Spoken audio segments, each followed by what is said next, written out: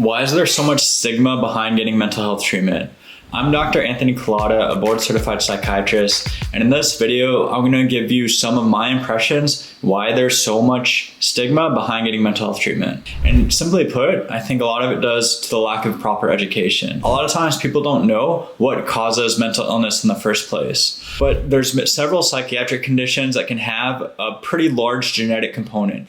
Anxiety, depression, bipolar, even addictions, all can have a high genetic component, meaning some people may suffer from these conditions really out of no fault from their own. Perhaps it's related to their genetic makeup. I think a lot of times people have this notion that, oh, why are you anxious? Why are you depressed? It's all in your head, just snap out of it. But with how high this genetic predisposition is to certain illnesses, it may not just be in their head, it may be in their actual DNA. There's also some truth that people's lifestyle can lead to mental illness, such as people are using drugs, not taking care of themselves, not eating right, etc.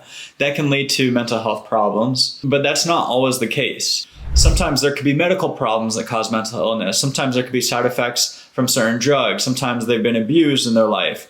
There could be a lot of environmental factors, a lot of physiological factors that can lead to mental health problems. One's environment and upbringing can play a big role.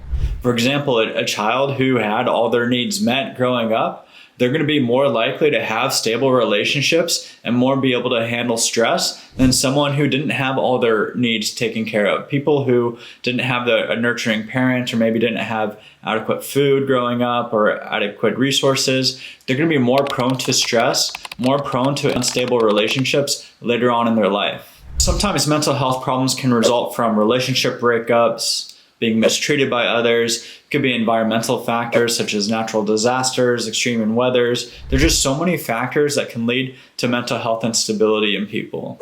I think the best way to try and have good mental health is educate yourself about good coping techniques, talk with a doctor regularly. I'll also close this video with wise words from a saint who says, don't judge others with what they're going through because someday you might go through the same thing.